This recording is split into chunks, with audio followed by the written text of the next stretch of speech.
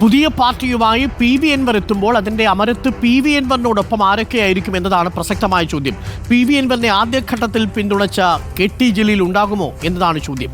PV Anwar ഉന്നയിച്ച ആരോപണങ്ങൾക്ക് പിന്നാലെ തന്റെ രാഷ്ട്രീയ നിലപാട് തുറന്നടിക്കുകയാണ് KT ജലീൽ MLA.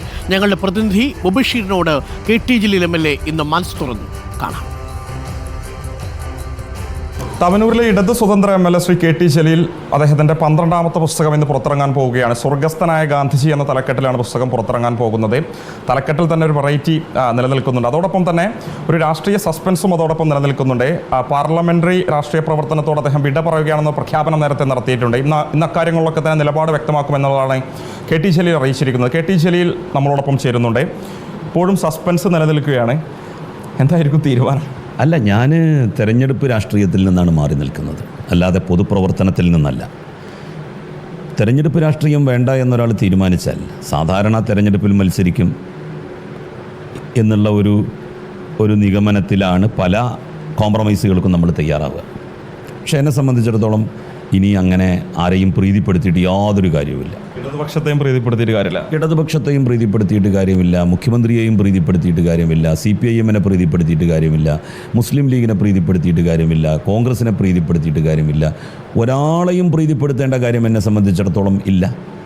കാരണം ഞാനിനി തെരഞ്ഞെടുപ്പിൽ മത്സരിക്കില്ല. ഒരു ബോർഡിൻ്റെ ചെയർമാൻ സ്ഥാനം പോലും ഇനി വേണ്ട ഭാവിയിൽ എന്ന് തീരുമാനിച്ച ഒരാളെ സംബന്ധിച്ചിടത്തോളം പിന്നെ ഞാൻ ആരെ പേടിക്കാനാണ്? അപ്പോൾ താല്പര്യങ്ങളാവില്ല 4:30 മണിക്ക് ഞാൻ പറയുന്ന കാര്യങ്ങളെ സ്വാധീനിക്കുക. ജനപ്രതിനിധി എന്ന നിലയിൽ മന്ത്രിയും MLA-യുമായിരുന്ന സമയത്ത് അങ്ങേക്ക് പല വിഷയങ്ങളുണ്ടായിരുന്ന അതൃപ്തി, നീരസം, അത്തരത്തിലുള്ള വിഷയങ്ങളിലൊക്കെ ഒരു തുറന്ന ബസ്സിൽ പ്രതീക്ഷിക്കാം. അല്ല, എനിക്ക് അതൃപ്തി ഉണ്ടായിട്ടുണ്ടെങ്കിൽ ഞാനത് രേഖപ്പെടുത്തും. തൃപ്തിയാണ് ഉണ്ടായിട്ടുള്ളത് എന്നുണ്ടെങ്കിൽ അതും രേഖപ്പെടുത്തും. അതൃപ്തി ഉണ്ടായിരുന്നോ എന്നുള്ളത് 4 വരെ നമുക്ക് കാത്തിരിക്കാം. ഉണ്ടായിരുന്നോ എന്നുള്ളത് അപ്പോൾ നിങ്ങൾക്ക് ചോദിക്കാം, അപ്പോൾ ഞാൻ മറുപടി പറയും. അല്ല, അൻവർ പറഞ്ഞ പല കാര്യങ്ങളോടും എനിക്ക് യോജിപ്പുണ്ട് എന്ന് ഞാൻ നേരത്തെ പറഞ്ഞിരുന്നല്ലോ. അപ്പോൾ അതിന് എന്താണ് അതിൻ്റെ കാരണം? അത് ഏതുവരെയാണ്? എവിടെയാണ് അൻവറിനോട് വിയോജിപ്പ് ഉണ്ടെങ്കിൽ അത് ആരംഭിക്കുന്നത് എന്നിത്യാദി കാര്യങ്ങളൊക്കെ ഞാൻ പറയും. തീർച്ചയായും അല്പസമയത്തിനുള്ളിൽ തന്നെയാണ് അദ്ദേഹത്തിൻ്റെ പുസ്തക പ്രകാശന ചടങ്ങ് നടക്കുന്നത്. അതിനുശേഷം വൈകിട്ട് മാധ്യമങ്ങളെ കാണുന്നുണ്ട്. ആ ഒരു സമയത്ത് നിലപാട് വ്യക്തമാക്കാമെന്നുള്ളതാണ് KT ജലീൽ റിപ്പോർട്ടർ ചാനലിനോട് അറിയിക്കുന്നത്. വീഡിയോ ജേർണലിസ്റ്റ് ഷഫീഖ് കരുളായിക്കൊപ്പം reporter Mubashar P. Akbar in Reporter, Malappuram. ഇന്ന് വൈകുന്നേരം 4:00 KT ജലീൽ തുറന്നു പറയാൻ പോകുമ്പോൾ അത് PV Anwarനോടുള്ള ഒരു ഐക്യപ്പെടലാകുമോ എന്നതാണ് ചോദ്യം. നമുക്കൊപ്പം അഷ്കർ അലി കരിമ്പയുണ്ട്. അഷ്കർ അലി കരിമ്പ, താനൊരു പ്രാക്ടീസിങ് മുസ്ലിമാണ്, താനൊരു പൊതുപ്രവർത്തകനായി തുടരും, താൻ ആരെയും പ്രീതിപ്പെടുത്താനില്ല തുടങ്ങിയ കാര്യങ്ങളാണ് KT ജലീൽ പറയുന്നത്. മുഖ്യമന്ത്രിയും പ്രീതിപ്പെടുത്താനില്ല, മുസ്ലിം ലീഗിനെയും പ്രീതിപ്പെടുത്താനില്ല, ഇടതുപക്ഷത്തെയും പ്രീതിപ്പെടുത്താനില്ല.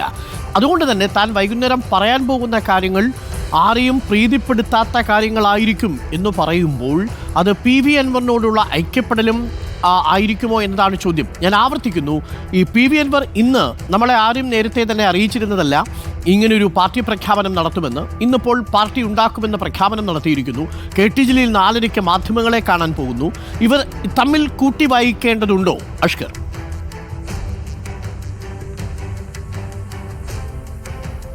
അരുൺ, തികച്ചും അപ്രതീക്ഷിതമായിട്ട് തന്നെയായിരുന്നു ഇന്ന് ആ വാർത്താ സമ്മേളനത്തിൽ ഒരു പുതിയ രാഷ്ട്രീയ പാർട്ടി പ്രഖ്യാപനം ഇന്ന് PV Anwar നടത്തുന്നത്. ആ രാഷ്ട്രീയ പാർട്ടിയുടെ സ്വഭാവവും ശൈലിയും മാത്രമാണ് ഇന്ന് PV Anwar പ്രഖ്യാപിച്ചിരിക്കുന്നത്. അതിനോടൊപ്പം തന്നെ ഒരു പ്രഖ്യാപനം നടത്തിയിരിക്കുന്നു. വരുന്ന തദ്ദേശ സ്വയംഭരണ തെരഞ്ഞെടുപ്പിൽ സംസ്ഥാനത്തെ 14 ജില്ലകളിലെ എല്ലാ തദ്ദേശ സ്ഥാപനങ്ങളിലേക്കും അല്ലെങ്കിൽ 14 ജില്ലകളിലും തദ്ദേശ സ്ഥാപനങ്ങളിലേക്ക് നടക്കുന്ന തെരഞ്ഞെടുപ്പിൽ ഈ പുതിയ പാർട്ടി അംഗങ്ങൾ മത്സരിക്കും എന്നുള്ളതാണ്. അതിന് യുവാക്കളുടെ വലിയ പിന്തുണ തനിക്ക് ലഭിക്കും. അഥവാ ഈ ആദർശത്തോട് താൻ ഉയർത്തിക്കൊണ്ടുവന്ന ഒരു മൂവ്മെന്റ് ഉണ്ട്, ആ മൂവ്മെന്റിന് യുവാക്കളുടെ വലിയ പിന്തുണ ലഭിക്കുമെന്നും പൂർണ്ണ മതേതര സ്വഭാവമുള്ള ഒരു പാർട്ടി ആയിരിക്കും തൻ്റേത്. ആ ആദർശത്തോട് യോജിക്കുന്ന യുവാക്കളുടെ പിന്തുണ അടിസ്ഥാനത്തിൽ തന്നെ ഈ പാർട്ടി താൻ മുന്നോട്ട് കൊണ്ടുപോകുന്നതാണ് ഇപ്പോൾ പ്രഖ്യാപിച്ചിരിക്കുന്നത്.